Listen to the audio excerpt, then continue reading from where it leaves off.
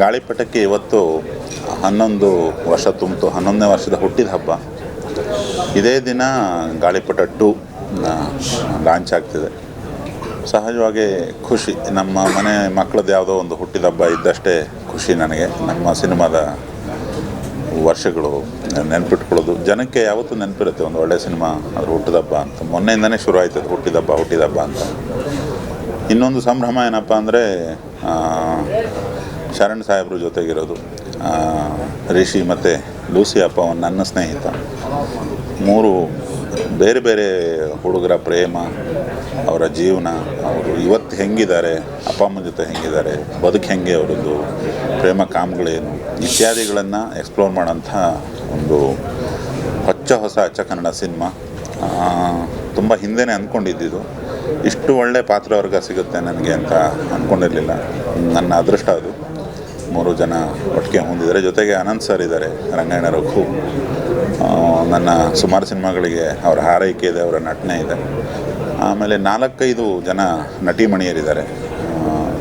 ಒಬ್ಬಳು ಚೈನಾದವಳಿದ್ದಾಳೆ. ತುಂಬ ದೊಡ್ಡ ಪಾತ್ರವರ್ಗ ಇರೋ ದೊಡ್ಡ ಸಿನಿಮಾ ಅಂತಲೇ ಅನ್ಬೋದು ಇದನ್ನ. ನನ್ನ ಸ್ನೇಹಿತ ಮಹೇಶ್ ದಾನನ್ನವರ್,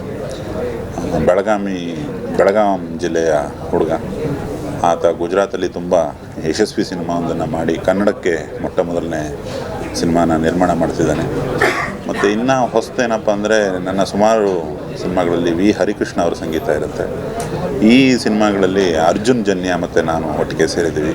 ನನ್ನ ಇಷ್ಟದ ಮುದ್ದಿನ ಸಂಗೀತ ನಿರ್ದೇಶಕ. ನಾನು ಅವನು ಸೇರಿ ಸುಮಾರು ಹಾಡುಗಳನ್ನು ಮಾಡಿದ್ದೀವಿ. ಎಸ್ಪೆಷಲಿ ಶರಣ್ ಅವರಿಗೆ ತುಂಬ ಹಾಡುಗಳನ್ನು ಮಾಡಿದ್ವಿ.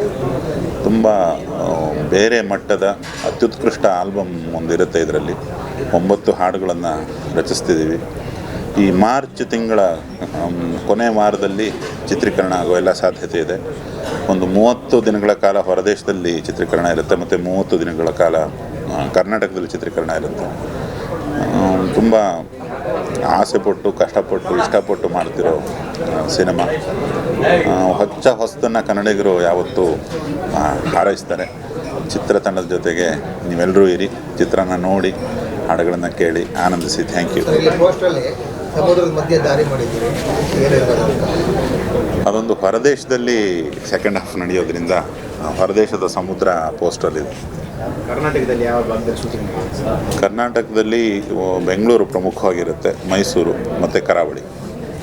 ಹಿಂದಿನ ಗಾಳಿಪಟಕ್ಕೂ ಕಂಟಿನ್ಯೂಟಿ ಮೊದಲನೇ ಗಾಳಿಪಟಕ್ಕೂ ಇದಕ್ಕೂ ಅಂಥ ವಿಶೇಷ ಸಂಬಂಧ ಇಲ್ಲ. ಇದು ಬರೆದಾಗಿಂದನೂ ಹೊಸ ಪಾತ್ರವರ್ಗನೇ ತಲೆಲಿಟ್ಕೊಂಡು ಬರೆದಿದ್ದು. ಈ 3 ಜನ ಸೇರಿದಾಗ ಅದರ ಕಳೆ ಬೇರೆ ಆಗುತ್ತೆ. ಅದಕ್ಕೂ ಇದಕ್ಕೂ ಯಾವ ಸಂಬಂಧನೂ ಇಲ್ಲ. ಹೇಳಿದೆ